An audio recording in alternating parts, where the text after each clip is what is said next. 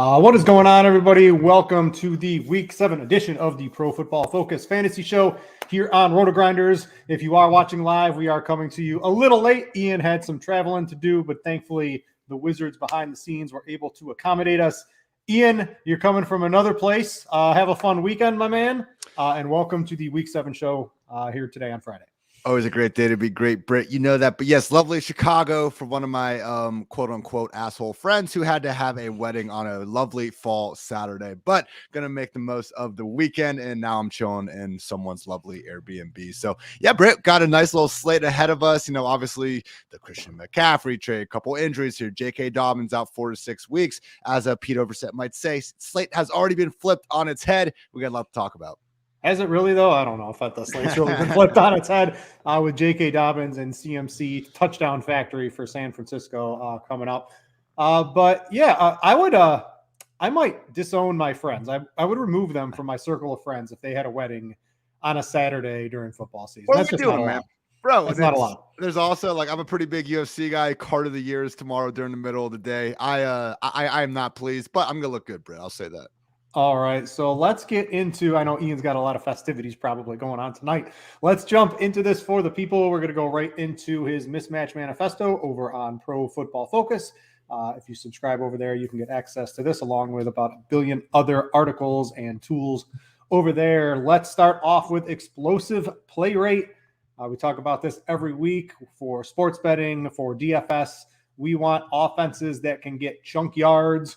We want to avoid offenses that maybe can't get those. What are some teams we're looking good this week? And what are some teams and players we may want to avoid? Could maybe be the week that this Packers passing offense finally gets going against Washington. That's what kind of made the whole Ron Rivera throwing Carson Wentz under the bus thing that funny, because it's like, all right, man, I get it. Like, Wentz isn't exactly the answer. But, you know, at that point in time when he said that, I think they were stunting, you know, one of the league's bottom 5 scoring defenses. So they got back on the right track when they played the Bears, but who doesn't? I do think this could be a spot where we see the Packers get back on track to an extent, man. This is one of only 7 teams this year without 250 freaking passing yards in a game yet. When you look at the group of teams, it's 6 teams that you would expect, and then the Green Bay Packers. So we got Romeo Doubs at a reasonable price, Aaron Jones maybe being a forgotten man. I do think we're going to see at least some semblance of explosive offense in Green Bay in this matchup. Also good things out of Houston. Perhaps Brandon Cooks finally gets going. He's someone that we're seeing right now. Just looking at the underperforming players in terms of fantasy points realized versus expected, Brandon Cooks has been one of the quote-unquote unluckiest wide receivers this year. And then with the Raiders, you know, really standing out, could be a more condensed passing game than ever, depending on how, you know, things are going to shake out with Darren Waller and Hunter Renfrow. So Devontae Adams so far, it's been very good. I think he's the wide receiver 8 overall, obviously, and that's even with having the bye week there. But you look at the targets per route run, the yards per route run, they are just a little bit off what we saw in Green Bay. So on the one hand, maybe it is going to be, you know, life in this new Raiders offense. On the other hand, might just be, you know, a slow 5 weeks getting going, and now we're about to be see an explosion. This could be the spot for that.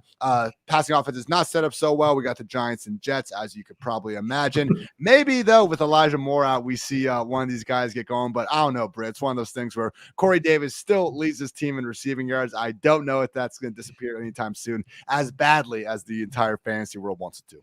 Taking the Jets receiver against that Denver defense does not seem like a good idea this week. So I'll take a pass on that. All right, let's go down a little bit further in your article. Let's talk about pace. We want more snaps, more plays in a game, give us more fantasy points, more opportunity to hit those overs in the sports betting world. What are some fast-paced games and some slow ones this week? Hey, man, I think the most surprising thing of last week was the fact that Brady and these Buccaneers couldn't get going against that injury-ravaged Steelers secondary. But the thing was, we talked about it. There was Pittsburgh, Carolina, and there was one other secondary I just can't remember off the top of my head last week that were really banged up. So now Tampa gets another chance out of Panthers team that how many more things they need to do to tell us that they are just completely quitting on this season. So Brady's passing volume has been up for now 3-4 straight weeks ever since those wide receivers got healthy. We didn't quite see the explosion last week, but maybe it is just 1 week behind. So Buccaneers can't really run the ball. I do think the Panthers defense is slightly, good enough to maybe force the Buccaneers to actually have to, embrace that passing game. And it's going to be, I think, their path of least resistance in this matchup. So going back to with Brady and those receivers and not bringing it back with anyone from that dreadful Carolina offense. And then also second highest, game total of the week does reside in Dallas in this potential shootout there against the Lions. I'll be very curious to see what we get from this Lions offense. We do have Amon-Ra St. Brown back out there. That's fine. Fire him up as someone that's going to see 10 plus targets more weeks than not. But, I don't love seeing them get completely blanked by the Patriots before the bye week. If we had to look at the Lions offense versus Seahawks offense, which one is kind of more real after both did have these, great 6 weeks or so to start the year, I do lean Seattle right now. So this will be a good test for Jared Goff and company, because as much as I want to, put all my eggs into this potential Lions-Cowboys shootout, I also do think there's a chance that maybe Goff, was running on a bit of a heater early on, going up against Micah Parsons and company, might not be the sort of smash spot we want to be overexposed to. Yeah, Amon-Ra St. Brown was on one leg that game. No DeAndre Swift. No real ancillary receivers. Some of these guys are ancillary guys are hurt this week. Reynolds and Chark, and Swift is he listed as questionable? I know he's still been banged up in a limited practice all week. So we'll see what happens, man. It's just one of those things where Cowboys, I think, pretty consensus, top 3, top 5 defense. Okay, they give some points to the Eagles. Who freaking doesn't out here? So just again, Amon-Ra St. Brown, I'm in on. Expecting this to be a full-on back-and-forth shootout. That's where I draw the line. I haven't seen your bets yet, Britt, but everyone's picking the Lions this week, straight up win. No respect for that Cowboys defense out there. I'm not expecting Dak and company to necessarily be at 100% just yet in his first game back. I'm just not exactly crowning Jared Goff against a very good Cowboys defense. All right, let's look at pressure rate.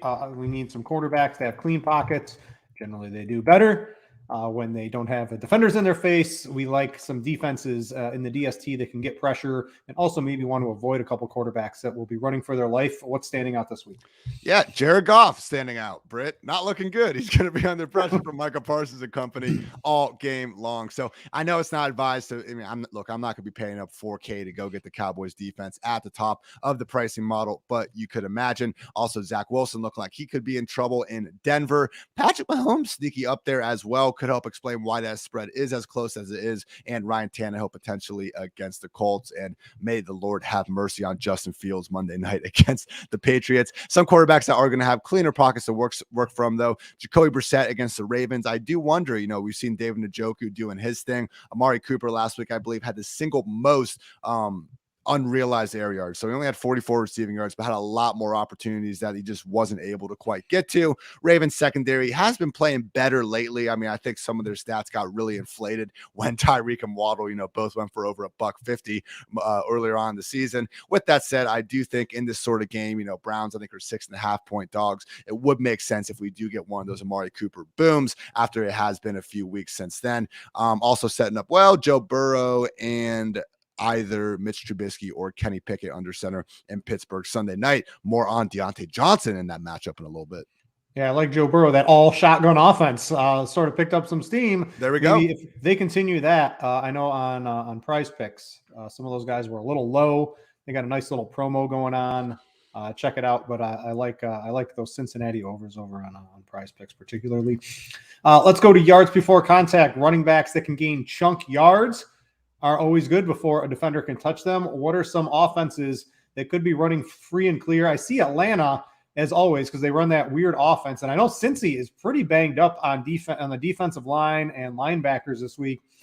So real quick, is there anyone we can look at from that Atlanta run game to take a peek at? No, I think it's Mariota. Pretty juicy. I think it's Mariota. I think that's probably the answer there. And if you want to stack them with London or, God forbid, Kyle Pitts, if you want to go take that leap of faith, I think that's probably the move. It's just too muddled there with Algier Huntley and Avery Williams all still very much involved there. So it's unfortunate because you said it. They're unique and they're good, man. As much as we want to yell at Arthur Smith for not getting, Drake London and Kyle Pitts out there, this is a top 10 offense in every measure you want to look at. They run the most pistol in the league. They run the most pony formations, 2+ running backs on the field, most play action. it's been a lot of fun to watch so far this year. In Atlanta, in terms of schematic stuff, just not so much with actually getting a lot of volume onto one guy, but set up there at least well for Mariota, so I don't hate the thought of going to him in GPPs. Jacksonville looking good against the Giants. Now, whether they're going to be able to really get a big lead remains to be seen. If not, I would expect Travis Etienne to continue to be the better running back in Jacksonville.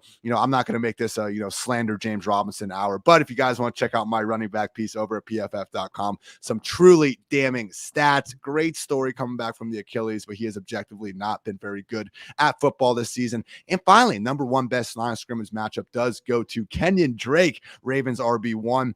I wouldn't be super convinced, though. I believe Justice Hill is back. I got to peep that final Ravens injury report. Yes, but he's back. Okay, yeah. So he's back. He was working well ahead of Drake before the injury happened. And look, Drake has been much better over these past 2 weeks. So I'm not necessarily saying like we need to get on Justice Hill, but I think having him back enough is probably going to force the Ravens to go back to the 3 RB committee. So again, maybe the answer in Atlanta and Baltimore alike, go get the Russian quarterback at hand because they should have more open lanes than usual this week.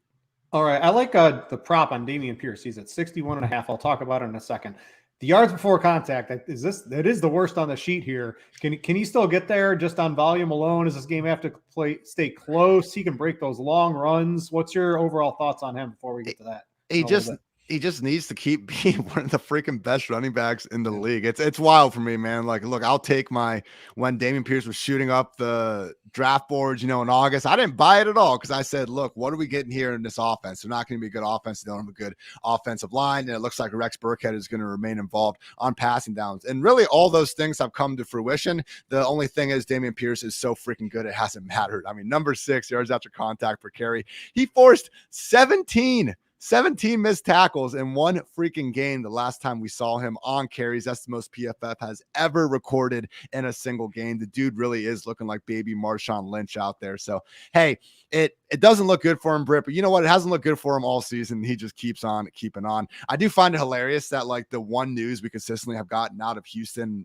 they're 1-3-1 this year. Their future has probably never looked more bleak. Like there's nothing good going on in this organization. There hasn't been for honestly years at this point. But then like someone puts up a microphone to Lovie Smith and he's just like, yep, Damien Pierce, let's get him those 20 touches this week. Damien Pierce really good. Going out there. Think about it, man. Every other team in the league were just like, who it's a running back, most replaceable position, whatever. We get to Houston though. Oh my goodness. Damien Pierce and the 1-3-1 Texans. So we'll see what happens. I would not be going too heavily into the props though. All right. I like Kenneth Walker here too. A nice little yards before contact for him this week. Let's go to combined yards for drop back.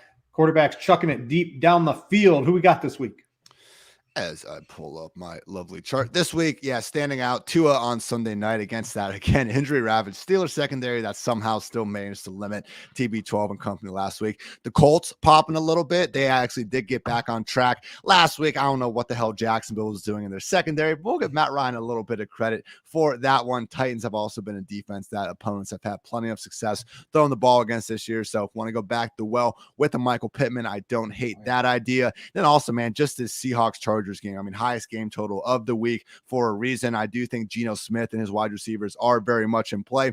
And with the Chargers, dude, I did a little study looking at Mike Williams with and without Keenan Allen.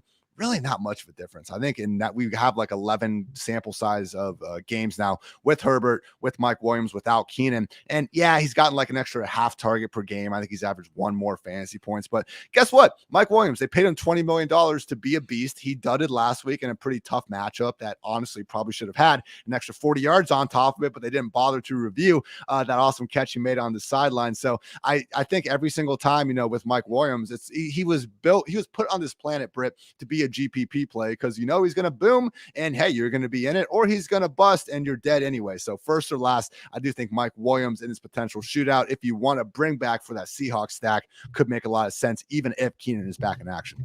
I believe I saw something. He has under 20 or over 100 yards in every single game this year. There's no in between for Mike Williams. Love it. Don't quote me on that, but I believe that is semi-true. Something like that. At least with Mike Williams. Let's go to the EPA per play. We're looking for underdogs that have a better EPA per play than the favorites, at least from a sports betting perspective. Anything we can take a look at this week? Yeah, this has been doing a good job of kind of identifying the Jets and Giants and even the Patriots, I think, a little bit before the market on this one. So this week, just kind of, again, those underdogs that are popping a bit. The Commanders +4.5 against the Packers.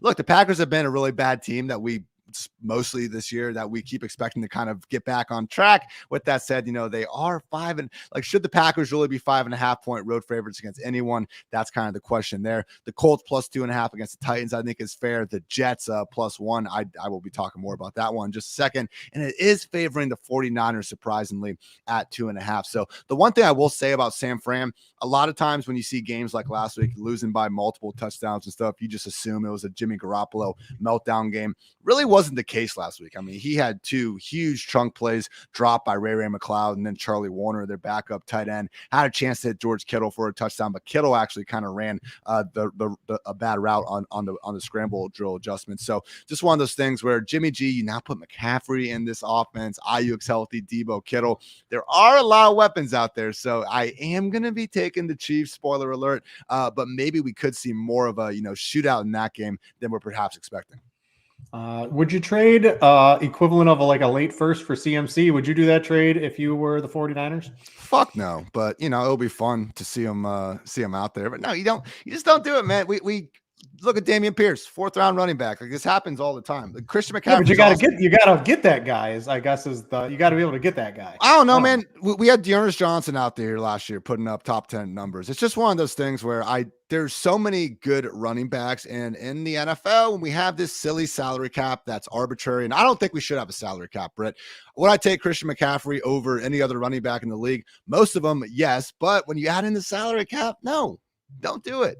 You already had, we were looking at this offense going like, man, like Jeff Wilson had 120 yards and a touchdown 2 weeks ago. I didn't understand, especially when you were just about to get the other guy back from San Francisco. You just used a 3rd round pick on Tyrion Davis-Price this year. You just gave Debo this big contract specifically with rushing clauses to make sure that he can't bitch and moan if you're going to give him the ball. You have Elijah Mitchell come back soon. Like, they've done this again and again. They paid Jerick McKinnon a ton of money a couple years ago before he got hurt. They paid Tevin Coleman, Trey Sermon. Like, how many times do Shanahan and John Lynch need to keep going down this well? And the worst part is, throughout all of this, Britt, they've still been one of the league's best rushing offenses. They keep screwing this up, and they keep, just falling into success anyway. So, hey, it's the babysitting narrative. Did you see that one? Babysitting narrative. Did you see it? He babysitted CMC when he was growing up. I mean, look, he's going to be awesome. I haven't really. It hurts the other wide receivers. It hurts the other talents in San Fran, obviously, just because of the volume around. And, maybe McCaffrey goes from RB3 to RB4 or something. But it's just in terms of, real life allocation of assets. No, it's I hate having the conversation. I wish we could go back to days where we talked about, running backs just for being great instead of how bad it is when you actually pay them a lot of money. But hey, it's the league and game we're in. So it is what it is. Kyle Shanahan babysit Christian McCaffrey. His dad literally invented the idea of you don't need to pay running backs. You don't need to do this. Like, remember all the lists of the Mike Shanahan undrafted or, late round running backs, Mike Bell, Clinton Portis, all these guys just going off with no draft capital. And then Kyle's like, yeah, but what if I just also did the opposite of that and had a baller in there? So we'll see what happens.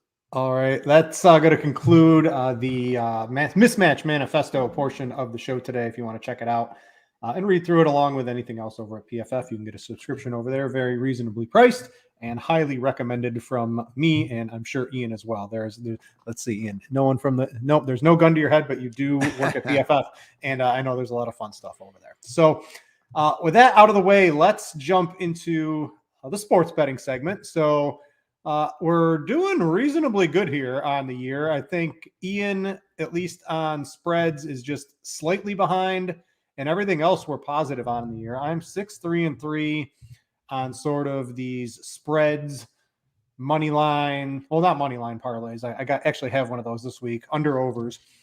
So the one I mentioned to Ian before the show, I don't really like a ton of the spreads this week. I think they're all pretty close. I've been hemming and hawing. I've bet a couple myself, but nothing I want to throw out there personally. The one thing I have put a reasonable amount of money on, it's a 3-team, pretty big favorite parlay. I got the Bucks, Dolphins, and Patriots money line parlay. You can put that together. You basically comes out at even money to like minus 110 if you throw it up on a sports book. So that's good enough for me in terms of finding, a nice price for the people. I like that one. I don't see the Bucks aren't losing this week. The Dolphins again, the Steelers, that was their Super Bowl, in my opinion. I think the Dolphins with Tua back, with Tyreek, that team is going to be pretty good, in my opinion. And the Patriots against the Bears is just, RIP Justin Fields. You said that in the beginning. So I don't really see any of those losing. I like that better than trying to pick a spread or an over-under this week. So that's my particular one bet. I've got a look ahead, and then I've got some fun bets I'll sprinkle in. I like betting on DraftKings. They have those highest team score total. Nice. Those are always fun to sprinkle on, but I'll talk about those in just a second. Let's see what Ian's looking at this week. I will agree that generally with these spreads, I mean, it's one of those where, I go through it top to bottom and, you're hoping to have a couple to look, I like that one. I like that one. Let's get through them. And this was one of those weeks where, you get to Monday Night Football and it's like, wait, I didn't like any of those. So with all that said, I do think some of these dogs it's week 6. It's week 7 now. How many games do we need to see before we admit that the Jets are a good football team and that Geno Smith is playing as a legit top 10 quarterback? I believe that the Jets +1 against a Broncos team that has been an atrocity every single week this season. Okay, their defense is good and that's fine, but so is the Jets, and the Broncos league worst scoring offense that might have to go to Brett freaking Ripien under center or an even more injured version of Russell Wilson. I just don't think that version of the Broncos should be favored against just about anyone, particularly not a Jets team that continues to play really good football. So to me, this just still seems like a spread that's giving the Broncos a lot of respect that they haven't earned this year, and it's not giving the Jets enough respect for this, win streak and stuff they've been able to do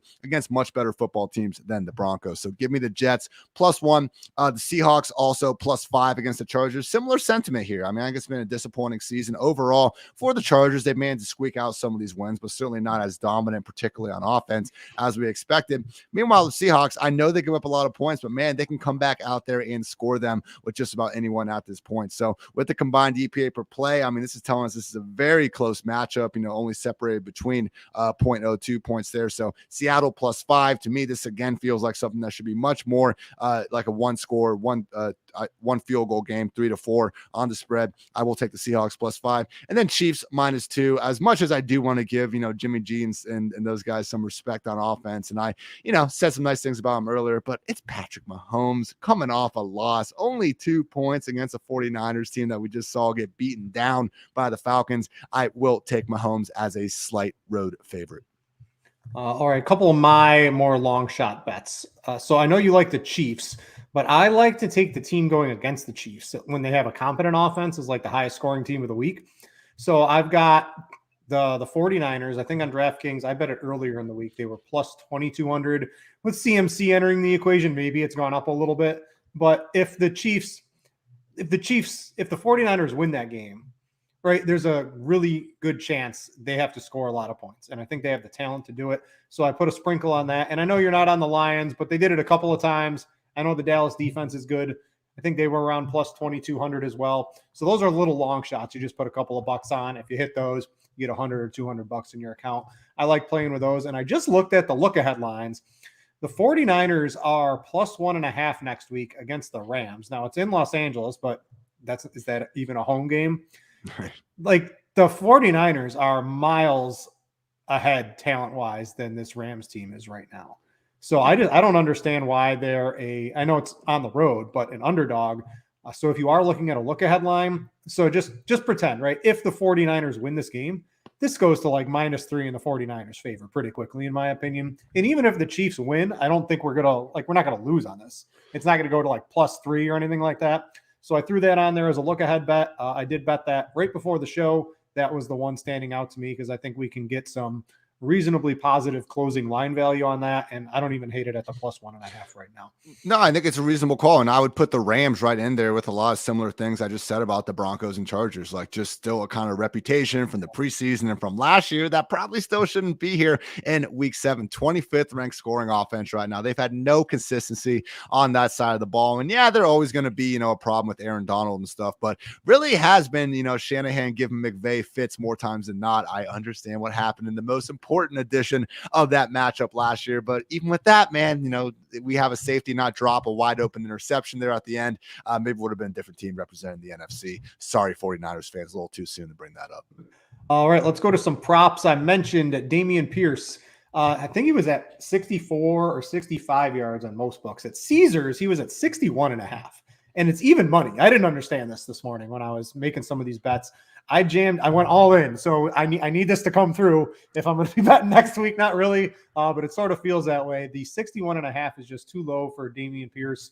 Even if that's 13 carries, he can get there, right? Even if game script goes against him, I think this is a pretty easy one for him to hit. So I like that one. And the other one I got is Ken Walker. He's over 67.5. At MGM, that was minus 115 was where I got that at the best line. He's what did he have? 21 out of the 24 touches or carries or something like that last week. He's an every down workhorse running back. The Chargers can't stop anybody on the ground. It almost seems like too good to be true. A lot of the projections have him over 80 yards, some approaching 90 yards just on the ground alone. And if you like Seattle +5, this is just giving better credence to it. Yep. If that's going to be a close game and he's closing it out, I mean, he can again get 15 touches seems pretty much like a lock. And if this game's close or, heaven forbid Seattle is winning, it's the Chargers. The Chargers can lose this game by 20 points, right? It's certainly possible. The Chargers can charge her against anybody. I think Ken Walker, 67.5, just looks too good to be true. That's total? That's not even just rushing? Yeah, it was rushing. Okay, still. And yeah, that was one of the top matchups popping out with the yards before contact. So honestly, if you want to take the total one too, I'd be down with that. He actually had more routes than DJ Dallas last week. Now, it was Dallas more so in the pure 2-minute drill situations. But with Kenneth Walker, like the hesitations with him were always just like, hey, we have Rashad Penny that he's going to take some early down stuff. Travis Homer's going to take pass downs, and this offense isn't any good. All three of those things are no longer issues. So I think, 67.5, far too low. Why don't you throw some of your props out here? You've got an under. I think most of my bets are, I would say 95% of my bets are overs. I don't like rooting for the under, and I hate betting the under because when it just goes over, I feel so stupid. So I'd rather just be completely wrong on an over. Let's do the under first, and then we'll talk a couple of the overs you got. Yeah, but I do think there's something to be said about, the sharper ones out there betting a lot of unders. So I'm trying to improve and get a little better, Britt. As delightful as these all sound on Fridays, once we get to the games on Sunday, it tends to change just a little bit. But with that under, it is going to be Brian Robinson, under 60.5 rushing and receiving yards. I believe I saw his rushing line too is even at like 52.5 or 55. Yep. Look, last week it was perfect for him. They played a Bears team that could not pull away, and we actually got a rare neutral game script for a Washington Commanders team that has the third worst point differential in the NFL this year. So if Washington can go build a lead on the Green Bay Packers, who are favored by 5.5 points right now, and just dominate the game, then okay, Brian Robinson will probably go over this. If not, though, he's not even gonna have a chance to go over this because he's not going to be on the field. This is still very much a 3 running back committee where any single time that they lose and they get behind in a game like they did 2 weeks ago, JD McKissic ends up being the lead back, and Antonio Gibson still threatens to come in and take away drives more times than not. So last week, Brian Robinson, I don't even know if he got this number. If he did, it wasn't that much over it, but he had 17 carries and 0 targets, not using him at all in the pass game. And why would they? And again, just when you look at this offense, it's not good. I think this number and honestly the just overall reputation of Brian Robinson at this point, I think it's all being inflated in fantasy and the prop market by how good of a story it is that he came back. So I'm coming here as a terrible human being and telling you guys to bet against America. Take the under on Brian Robinson's under 60.5 rushing and receiving yards. I do have 2 overs for some wide receivers that I just think are in smash matchups this week, though. Deontay Johnson over 61.5 receiving yards. 55 targets for Deontay Johnson this year. That is 20 more than any other Pittsburgh Steelers wide receiver. And with this Dolphins defense, man, Nick Needham, their actual second starting cornerback, because Byron Jones is still on the pup with an Achilles injury. Now Nick Needham tore his Achilles as well, leaving us with Xavier Howard, who, again, I think we said this last week, wasn't dealing with one groin injury. Groins on the injury report, multiple issues there. And Justin Jefferson accordingly went over 100 yards on him last week. So Deontay Johnson, I just think it's a Dolphins secondary that is already already been mediocre to begin with this year. They've always kind of played that zero blitz style defense where they're going to leave their guys on islands and hope they can win. Well, you take away corners that have that ability to play on islands, and I don't think Deontay is going to need more than a few catches to really get going on that. Far too good of a receiver to be in a rut this long. I think this mark is only at 61.5 because of, again, a still fairly small 6-game sample size. If you look at Deontay over these past 3 years, I think we'd be shocked to ever see a number this low. So give me his over on Sunday Night Football. And then finally, Michael Gallup over 52.5 receiving yards. Back to the full-time role. Dak's back under center, and this Lions defense is horrendous. Amani Aruwariye, it's so tough to say every single time. He is PFF's 108th ranked coverage corner out of how many? 109 players. So I do think that Michael Gallup this week, I mean, you look at that number, he really is their deep ball receiver more games than not. Might only take 1 or 2 catches from Gallup to get there. Second highest game total of the week. Don't be afraid to invest in those complementary options in the Cowboys offense. All right. I see for your Jets bet, I see you might have a good bet there. I see Benjamin Albright saying Rippon has a very, in caps, good chance to start this week. Might be seeing him in there. So your Jets bet looking pretty juicy in my opinion. Boom. Let's get to some DFS plays now that the sports betting and props version of the show is done. I want to remind everybody, if you want access to just, hey, I want to know where that Michael Gallup prop has the best odds immediately on Scores and Odds. That's our sports betting back here at RotoGrinders. You can check that out in just a few clicks of your fingers on your phone.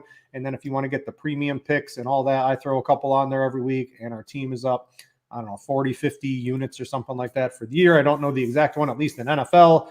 We had a college football guy, I think went 6 or 7-0 last week. Notorious does PGA, throws winners out left and right. You can get all that for a subscription to Scores and Odds if you just want picks and don't want to really do any of the research yourself. DFS, let's start at quarterback. At least from a cash game perspective, it's a little ugly this week, Ian. There's no one I'm like last week we were like Josh Allen, and I think Allen on the $25 double up on DraftKings was 80% on. Everybody knew to play Josh Allen. This week it's going to get a little dicier because there's no – we have Lamar Jackson as the running quarterback, but he hasn't really been Lamar Jackson outside of a couple of games. And we want that consistency from the cash game perspective. So this is the spot I'm filling in the rest of my lineup with the players I want, right? I'm going to get Josh Jacobs. I'm going to play Kenneth Walker, right? I'm going to play this guy and I'm going to play that guy. And there's a few I can throw my head up. Of course, you can play Lamar Jackson at quarterback if you have the money. If you don't, if you think that Cincinnati shotgun offense is real with these short, high percentage throws to Jamar Chase, who can take it to the house on any play, you got Joe Burrow sitting there. You've got a little bit cheaper Derek Carr, against Houston. If Derek Carr is going to do it, it's probably going to be against Houston. If you want to go a little cheaper, you got Geno against the Chargers.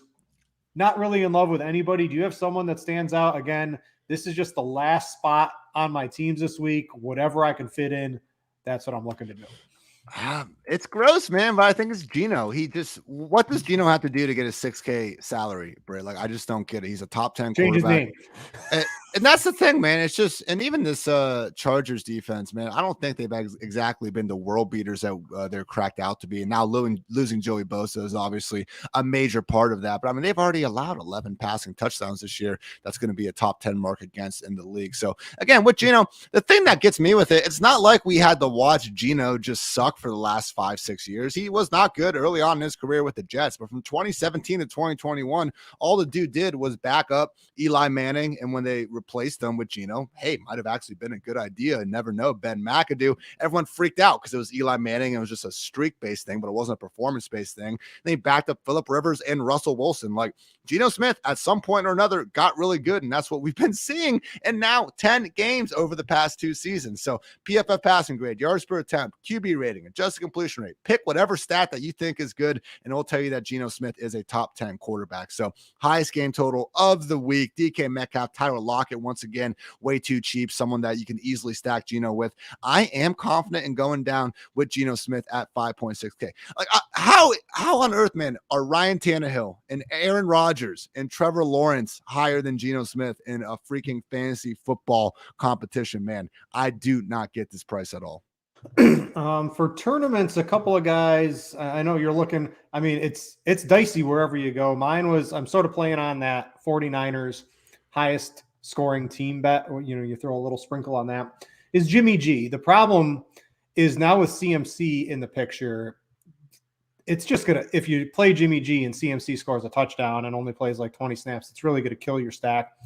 But you could, and even siphoning off some of the receptions, because they weren't really throwing to the running backs to begin with. And now when he's on the field, especially in the red zone, if that's how he's deployed, it could maybe screw up some of your stacking. But if it's not CMC catching 4 or 5 passes and the touchdown, and the Chiefs, let's say the Chiefs do put up a bunch of points, which I know you like, taking them to -2.5. We didn't take the over or anything, but you got to expect the Chiefs to put up some points. Jimmy G can get there. You got Debo, you got Kittle, you got Ayuk. These guys are all slate breakers in any given week in football. I think you can stack them with 1. You could stack them with 2. And you've got, let's say, Kelsey, take your pick of a Kansas City wide receiver or running back. If you're taking a shot in the dark, a hope and a prayer, even if it's not Travis Kelsey, Juju looks like the other guy. But I think he has some nice stacking partners. I didn't like the CMC trade, at least for this. But if you're just trying to get a little bit different, it's going to be low owned. Nobody's playing any of his receiving options either. You get that low owned stack that goes off. That's how you shoot up the top of the leaderboards. I don't hate it. I'm even diving deeper into the dumpster and looking at a min price Taylor Heineke at just $5K, replacing Carson Wentz under center. And Heineke has a little bit of that. Look, the dual threat in him, where we do see games where he's a better fantasy quarterback than he is in real life. So last year, man, when he was out there, again, it wasn't all that pretty. I get that. Like, this is one of those where you start him and then you don't actually go out there and watch the games. But I mean, let's see, first 8 weeks. I mean, the dude had, let's see, I'm looking at it right now, 5 top 12 finishes in the first, 12 weeks or so of last season. He had a QB5 finish, I believe, around this matchup. Last year, Terry McLaurin in week 7 against the Packers went for over 100 yards and a touchdown. So this actually was a matchup that Heineke was passable in. I do think that, again, we see him occasionally flash that sort of dual threat upside. And he's just around some guys that I don't even think that's in their potential range of outcomes. So Taylor Heineke believes that Taylor Heineke can make every single throw on the field. And even though he doesn't quite have that same sort of ability, one of my co-hosts on the PFF Fantasy Pod, Kevin Cole, said that Taylor Heineke is like Brett Favre without any of the talent involved in the situation. But every once in a while, Britt, it does work out for him. So Heineke with a Terry McLaurin, with a Curtis Samuel, just a stack that I don't think anybody's going to be thinking about. But once again, it's against the Packers defense that, like, no, I'm not afraid of Jair Alexander. They didn't put him on the number 1 wide receiver. I don't think it's as big of a matchup to fear as the reputation is kind of being made out to be. All right, let's take a look at the running back position. The 2 cash game locks, I believe, this week are going to be Josh Jacobs and Ken Walker, at least on DraftKings. Jacobs is this every down workhorse role against Houston. What are they, 170-something yards a game on the ground? If that's all Josh Jacobs, that's a pretty good fantasy score. Now, it won't all be him, but if he's able to keep pace, he looks pretty juicy. I already mentioned Walker in my prop betting area. I think he is a very nice DFS play as well. My question is, do you want to play a third one? Popping on our ownership projections, our Jacobs and Walker are, of course, the top 2. I'm going to throw a couple other guys at you that out of the top 5, Ian. We've got Austin Eckler coming in at 3rd as the highest owned running back. There's going to be, might be out this week? Is it Josh Kelly, who is not going to make it? Kelly's probably out. Yeah, so if he's going to get the goal line work along with all the receptions and a couple extra touches, he's looking pretty good. We've got Breece Hall against Denver. I know Breece Hall looks like a world beater right now, but against Denver, do you really want to play that in a cash game? The price has gone up a little bit, but probably not enough. And then you've got Mixon, who's sitting there in this newfound Bengals offense was all shotgun last week. We don't know if that's going to continue this week, but they were able to get a little bit more yards per carry when they were able to run, and they were able to move the ball a little bit more effectively as well. And he's pretty close to an every down running back as well. Who would you rather have between those 3? I'm going to also throw in Lenny Fournette, who, even if he doesn't run the ball a ton, is going to catch 6 or 7 balls. He's going to start out with 7 points on DraftKings. Yeah, I mean, just with the Fournette pass game floor, I would say if you can just get up to that point, you still do have the salary room. Give me Fournette out of that group for sure. Breece Hall's interesting, man, because even before he got this featured role that he's now had for a couple weeks, he was actually still putting up top 24 finishes because he's been that efficient, especially in the passing game. So with that Broncos defense, I just think that with the potential game script they're facing with Brett Ripien under center, it might not matter. But I hear you, just in Denver is not exactly the best spot. With that said, when you do have Breece Hall and like the cheapest defense that makes the most sense, and that's going to be the chalkiest, is the Jets at 2.6K. So we do like when we're able to stack that running back with the own defense there. So with Breece Hall, only Breece Hall, Christian McCaffrey, and Saquon Barkley have been a top 24 PPR running back in every week this season. So I do think he has a solid enough floor there to still be cash viable. But yeah, if I can get up to Lenny, that would be the move. It's just unfortunate that we have, the kind of backfields that are evolving in Denver, Carolina, and now San Francisco as well, and then Baltimore with the Dobbins injury. Like they're just all committees, man. I don't think we're going to really get anyone emerging from it, and it's a good example of just remembering how different handcuffs can be in different offenses. So Chuba and Foreman are going to be splitting things in Carolina and San Francisco. I would not expect McCaffrey to be out there having anything close to an every down role for this week. And yeah, man, just even Denver, Melvin Gordon's a starter, but what does that mean? Javonte Williams, healthy Javonte Williams was the starter, and he didn't even play 50% of snaps in a game before he got injured. So I just think the answer largely to this Broncos backfield is no. Same thing in Carolina and even Baltimore, man. Like if we're going to have Gus Edwards out there too, potentially alongside Kenyan Drake and a returning Justice Hill, that's probably a situation we got to avoid. So if there is a week to pay up and get some guarantees at running back, I do think it's this one because, again, after Walker, man, really can't get behind any of these dudes. A couple tournament plays I'm looking at. Jonathan Taylor, nobody's going to be playing him this week. If he's back against the Titans, that's looking like a reasonable play. There's no reason to expect he's not going to assume the Jonathan Taylor role back for Indianapolis, and no one's going to be playing him. I think he's a little interesting. And then, you talked a little bit down on James Robinson, and I'm looking at playing Travis Etienne because if the Etienne takeover, one of these weeks, it's going to happen where he's going to clearly become the lead back, I think. And if that's this week, one is props are too low. I bet the over on his props. I didn't throw it up on the prop section because I didn't want to spend 5 hours on that. But you can go bet the Etienne props, both rushing, receiving, and the combined on that one. He looks reasonably low owned. And if he he's had like 10 rushes in 3 of the last 4 games, that ups to like 13 or 14 against the Giants. This could be 100 yards, multiple receptions, a touchdown, and a GPP winning play for sure. This is only one of 5 offenses averaging over 2 yards before contact per carry. Like I hate taking away players' big plays, but Britt, my God, Jermichael Hasty just scored the easiest 61-yard touchdown I've ever seen in my life on a 4th and 1. James Robinson earlier this year had a 50-yard touchdown against the Chargers. That was just like, my God, you get Britt the ball. I think he's going to have a chance to pick up at least 20 yards. Maybe like 20 years ago, not maybe anymore. like 20 years ago. But it's just one of those things where Etienne, he's been the best running back of the group. Any statistic you want to look at, and he's just, hey, we know he's got that long speed, man. One of these days, I think it's going to be him running through that, hole that a freaking truck could go through instead of Jermichael freaking Hasty or James Robinson. So I don't hate that Etienne call at all. I would say just also some looks here in GPP. Kareem Hunt, 5.4K. Look, it's Kareem Hunt. I know he just dudded last week. He's not getting quite as many receptions as ever, but we still know this dude's got 2 touchdown upside and that 5.4K.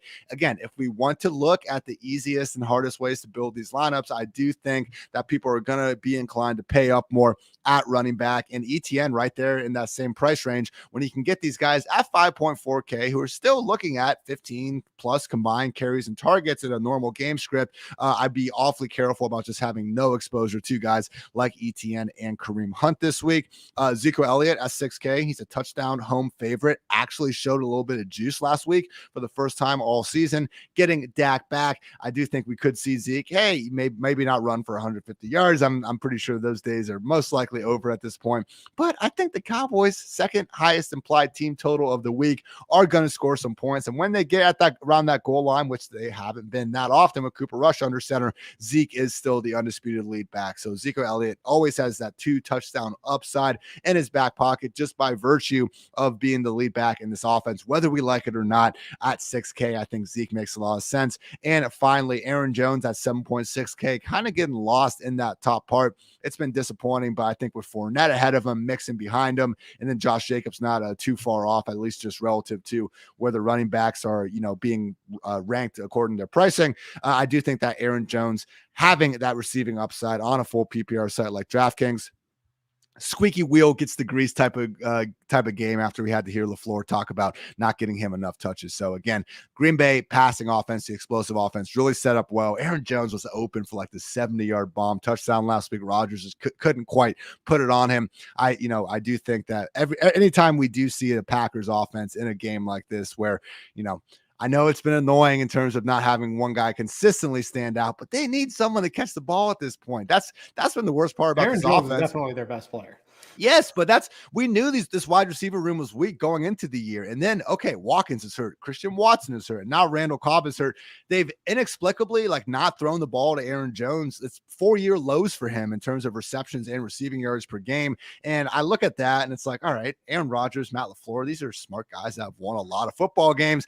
I don't think that's going to keep up. I would not be surprised at all. This is finally the get right spot for Aaron Jones that he's been hoping for. All right, let's go to wide receiver. I got a couple. I don't know if they're gimmies, but they seem like gimmies, at least on DraftKings. I got CeeDee Lamb with Dak back. He's got a little bit of a depressed price playing with Rush over the past couple of games. And if Dak is Dak Prescott, you got to expect him to funnel the ball to CeeDee Lamb on this offense this week. He's looking pretty good. The Tyler Lockett, I was on last week. You warned me a little bit of the hamstring. I don't know if it was the hamstring or it just wasn't a Tyler Lockett game, but his price didn't move again much at all. So he's looking pretty good as a bounce back week. Those are the two I think most people should be keying on. The third, I don't have a third one. A couple, I was sort of looking at maybe a T. Higgins is in there, right? If this Cincinnati offense is this shotgun, pass happy, short, quick receptions. Last time I looked on DraftKings, yes, you get a point for each of those receptions. Higgins and Chase should both start out with a couple of free points, in my opinion. He fits in the mold of sort of the builds I want to make. A couple other guys in that range, but I really couldn't narrow it down to a third. Higgins was, I don't know, like the third guy I was looking at. Romeo Dobbs is there at 5K. I mean, I'm feeling pretty good about him getting, 8+ targets, but no, it's not someone that I'm exactly going to put my reputation on Brit or say, he's an absolute lock right there. So yeah, it's really just those, we have 2 running backs to feel great about and 2 wide receivers. And I think that's going to be, in most people's lineups. And after that, it's going to be on us to try to get lucky with that third player. So I do think looking at my 3 favorite GPP receivers this week, T. Higgins definitely in there as well. And if you can get up to him in cash, I think that's absolutely fine. We saw him last week get back over that 90% route rate. And yeah, it was Jamar Chase's game. We know that's going to happen. This week could certainly be T. Higgins. And I do think that we are going to see AJ Terrell be asked to match Jamar Chase. And throughout this season, we have seen the secondary wide receiver have a lot of success not being tracked by AJ Terrell. And honestly, AJ Terrell, he's allowed a league high 7 touchdowns this year. So it's one of those things where he hasn't been doing a great job. And accordingly, the guy that's not as good as AJ Terrell, of course, not doing great in his own right. Going off those, chalky CeeDee Lamb and chalky Tyler Lockett, though, hey, it's easy game. Michael Gallup, 5.1K, DK Metcalf, 6.6K. These are the guys. Same awesome situations, same reasons that we like CD and Lockett this week, but their prices are what we're focusing on. So again, Michael Gallup still hasn't had the big explosion because who has but Cooper Rush under center? I would like to be a week early on Michael Gallup. I mean, 5.1K right now. And what universe should Tyler Boyd and Robert Woods be priced higher than Michael Gallup this week? Couldn't be me. So I do love Gallup there. I mentioned his prop earlier. And then, DK Metcalf at 6.6K. I'd argue higher weekly ceiling than Tyler Lockett. And yeah, we're seeing him continuously, rather inexplicably priced $1,000 more than the guy, but being right there alongside CD, alongside T. Higgins, I do think it's a risky game to be too underexposed to DK Metcalf. And a couple GPP plays at the wide receiver position. Quick for me, Mike Evans over Chris Godwin. It looks like Godwin's going to be double the ownership. Give me Mike Evans, big playability. I'll take a shot on that. 3 catches for 100 yards and 2 touchdowns. The Mike Evans line this There we week go. as they obliterate the Panthers. I like Mike Williams. With or without Keenan Allen, I don't think Keenan Allen's going to end up playing, but we've seen, GPP winning performances or a bust. I'm fine taking that risk. And Michael Pittman looks like nobody's playing him. And the Colts last week, I know they didn't have Jonathan Taylor, and Jonathan Taylor's going to be there this week, but they sort of unveiled a new look offense as well. And it was the Michael Pittman offense. And that dude is a baller. If no one's going to play him, he can break the slate. All 3 of these guys can break the slate at low ownership. So those are 3 guys I was sort of looking at from a tournament perspective. Going to tight end, this is another position outside of Mark Andrews. Like I don't know. This week it's kind of hard to get to Mark Andrews. We don't have the $50, $200 running backs. We don't have a lock 4K wide receiver or anything. You can get to Mark Andrews. Probably want to play Mark Andrews.